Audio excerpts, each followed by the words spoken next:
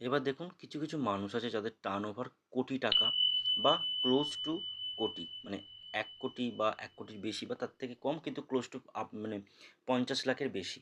তো তাদের এই ইনকামটা একটা নির্দিষ্ট টাইম পিরিয়ডে হয়ে থাকে। হয়তো ৫ বছর বা ৭ বছর বা ৩ বছর, এই টাইম পিরিয়ডের জন্য হয়ে থাকে। হয়তো আবার তারপর স্টপ হয়ে যায়। আবার একটা যোগ তৈরি হলে তখন আবার সেটা হয়। তো এই রেখাগুলো কোথায় দেখা যায়? দেখুন, হাতের বৃহস্পতি হচ্ছে মানির একটা জায়গা, মানির ফ্লুয়েন্সিকে ধরে রাখে।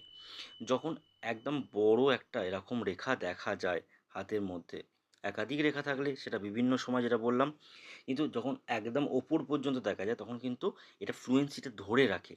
কিন্তু যখন ছোট, ছোট হলেও ওপর দিকে রেখা থাকে তাহলে কিন্তু জেনে রাখবেন এই ধরনের ব্যক্তিদের কোটি টাকার মালিক হওয়ার যোগ কিন্তু তৈরি হয়, এবং তারা কিন্তু কোটি টাকা না হলেও লক্ষাধিক টাকা, ৫০,০০,০০০ টাকার বেশি পরিমাণ টাকা একটা নির্দিষ্ট টাইম পিরিয়ডে কিন্তু ইনকাম করে থাকে।